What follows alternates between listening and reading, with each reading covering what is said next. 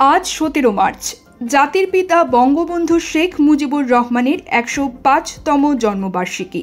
1920 সালের এই দিনে গোপালগঞ্জের টুঙ্গিপাড়ায় জন্মগ্রহণ করেন বাঙালির মুক্তির এই মহানায়ক।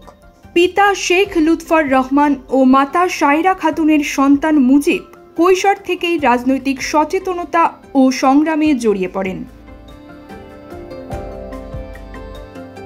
অষ্টম শ্রেণীতে অধ্যয়নকালে তৎকালীন ব্রিটিশ বিরোধী আন্দোলনে প্রথম কারাবরণ করেন তিনি।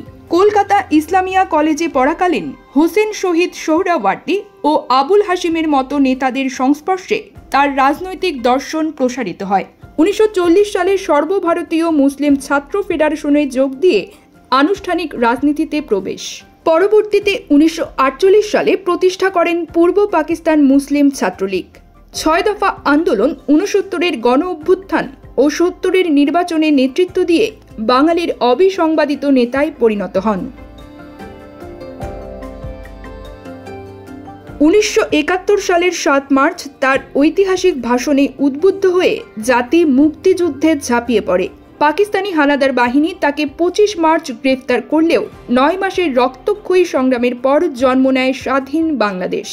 1972 সালের 10 জানুয়ারি দেশে ফিরে যুদ্ধবিধ্বস্ত জাতি গঠনে নেতৃত্ব দেন তিনি।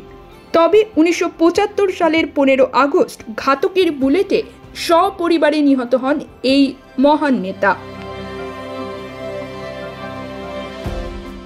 বঙ্গবন্ধু জীবনের 4682 দিন কারাগারে কাটিয়েছেন। পাকিস্তানি শাসনামলে 13 বছর জেলে থাকাকালীন 8 বার জন্মদিন কাটে তার।